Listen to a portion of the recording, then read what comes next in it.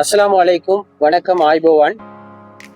தற்போது திருகோணமலை மாவட்டத்தில் பல்வேறுபட்ட விதத்திலான காணிகள் அபகரிப்பு தொடர்பிலான வழக்குகள் இடம்பெற்றுக் கொண்டிருக்கின்றது. அதே போன்று மக்களுடைய பிரச்சினைகள் காணி தொடர்பில் அதிகரித்துக் கொண்டு வருகின்றது. இது தொடர்பாக உங்களுடைய கருத்து என்ன?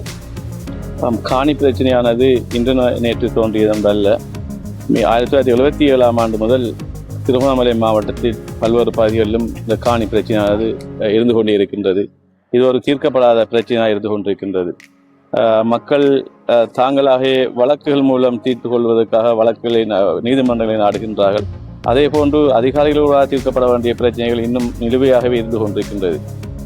காணி கச்சேரி நடத்தப்பட்டு காணிகளுக்கான ஆவணங்கள் வழங்கப்படாமை, காணியற்றவர்களுக்கு காணி வழங்கப்படாமை போன்ற பல்வேறு வகையான பிரச்சனைகளை இந்த பிரதேச மக்கள், இந்த மாவட்ட மக்கள் எதிர்நோக்கி வருகின்றார்கள்.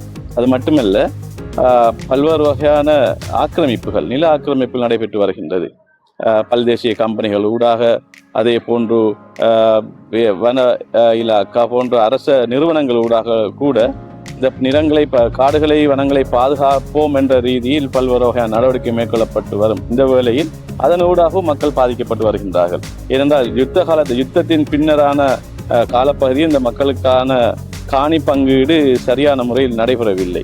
கற்றுக்கொண்ட பாடங்கள் நல்லிலக்க ஆணைக்குழுவின் சிபாரிசுகளோட புறந்தள்ளப்பட்டு இன்று ஒவ்வொரு வகையான தீர்மானங்கள் பிரதேசத்துக்கு பிரதேசம் மாறுபட்ட தீர்மானங்கள் எடுக்கப்பட்டு வருகின்றன. குறிப்பாக திருகோணமலை மாவட்டத்தில் தமிழ் பேசும் மக்கள், அதாவது புல்மோட்டை பிரதேச மக்கள், அது மாத்திரமல்லாமல் மொரவெவ பிரதேச மக்கள், அதே போன்று கிரியாய் பிரதேச மக்களும் பாதிக்கப்பட்டுள்ளதாக தெரிவிக்கப்படுகின்றது.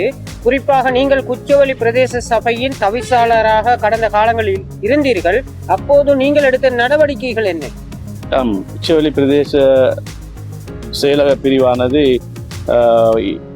மூவின மக்களும் வாழ்கின்ற பிரதேசம். அதில் பெருவாரியாக முஸ்லீம்களும், அடுத்து தமிழ் மக்களும், சிங்கள மக்கள் தொகையினும் வாழ்ந்து வருகின்றார்கள். ஆனால் அங்குள்ள காணி பிரச்சனையானது ஒரு வித்தியாசமான பிரச்சனையாக இருக்கின்றது. அதாவது அங்குள்ள சனத்தொகை விகிதாசாரத்துக்கு ஏற்ப அங்கு காணிகள் பங்கிடப்படவில்லை. அண்மை காலங்களில் அந்த பிரதேச மக்கள் எதிர்நோக்கும் மிக முக்கியமான பிரச்சனை தான் பூஜா பூமி, பூஜா ஒப்பு என்ற திட்டங்களுக்கு ஊடாக அந்த பிரதேச மக்களுக்கு காணிகள் அங்குள்ள அண்மையில் பதிவு செய்யப்பட்ட 32 விகார்களுக்கு பங்கிட்டு வழங்கப்பட்டிருக்கின்றது. அதாவது விசேட வர்த்தமானி அறிவித்தல்கள் மூலம் கடந்த அரசாங்கத்தின் காலத்தில் அந்த பிரதேசத்தில் 32 விகாரைகளுக்கும் வழங்கப்பட்ட வர்த்தமானி அறிவித்தல் இருக்கின்றன. தற்போது அந்த வர்த்தமானி அறிவித்தலின் அடிப்படையில் அங்குள்ள விகாராதிபதிகள் என்ன செய்கின்றார்கள் என்றால் அவைகளுக்கான எல்லைகள் இடுகின்றார்கள்.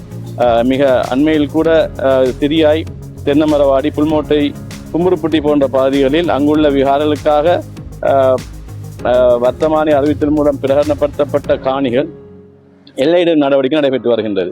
இதனால் அந்த பிரதேசத்தில் உள்ள மக்கள் பெருவாரியாக பாதிக்கப்பட்டு வருகின்றார்கள். விவசாயம் செய்கின்ற இந்த காலகட்டத்தில் விவசாய நோக்கத்துக்காக அவர்கள் வயல்களை அணுகும் போது அங்கு உள்ள விடாது, அங்கு விவசாயத்தை மேற்கொள்ள விடாது தடை செய்யப்படுகின்றது.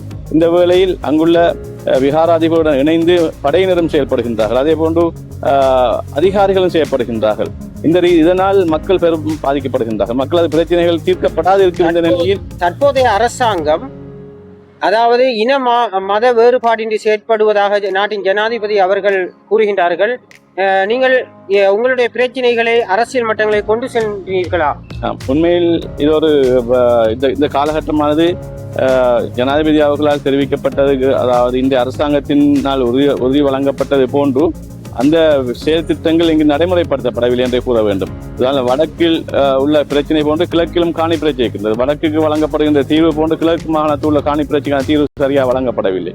அதற்கு காரணம் இங்குள்ள அரசியல் வாய்ந்த பிரச்சனைகளை சரியாக கொண்டு செல்கின்றார்களா என்ற ஒரு சந்தேகம் ஏற்படுகின்றது. ஏனென்றால் வடக்கில் உள்ள ஒரு அங்குல பிரச்சனையேனும் தீர்வு காணப்பட்டும் அடுத்த நிமிடம் அது தேசிய சர்வதேசமயப்படுத்தப்படுகின்றது. அதே போன்று வடக்கில் உள்ள காணி பிரச்சனைகள் தேசிய மட்டத்திலும் சர்வதேச மட்டத்திலும் இன்று கொண்டு செல்லப்படும் அதே வேளையில் கிழக்கு மாகாணத்தில் உள்ள இந்த பிரச்சனைகள், அதாவது விசேடமாக திருவண்ணாமலை மாவட்டத்தில் உள்ள இந்த காணி பிரச்சனைகள் தேசிய மட்டத்திலும் சர்வதேச மட்டத்திலும் பேசப்படுவது குறைவாக இருக்கின்றது. இதனால் இந்த பிரதேச மக்களுக்கான ஒரு சரியான நீதி கிடைக்கவில்லை என்றே கூற வேண்டும். தற்போது உள்ள அரசியல் நிலைப்படி இங்குள்ள பிரச்சனைகளை அரசாங்கத்தை கொண்டு செல்ல வேண்டியவர்கள் இந்த அரசின் பிரதிநிதிகள். அதே போன்று இந்த பிரதேசத்தில் உள்ள மக்கள் பிரதிநிதிகள் இந்த பிரச்சனையை கொண்டு செல்ல வேண்டும். ஆனால் அவைகள் சரியான முறையில் கொண்டு செல்லப்பட்டுள்ளதா என்பது கேள்விக்குறியாக இருந்து கொண்டிருக்கின்றது. நன்றி. மீண்டும் ஒரு நிகழ்ச்சியில் உங்களை சந்திப்பதில் மிக்க மகிழ்ச்சி அடைகின்றோம். நன்றி. வஸ்ஸலாம். நன்றி. வலைக்கும் அஸ்ஸலாம்.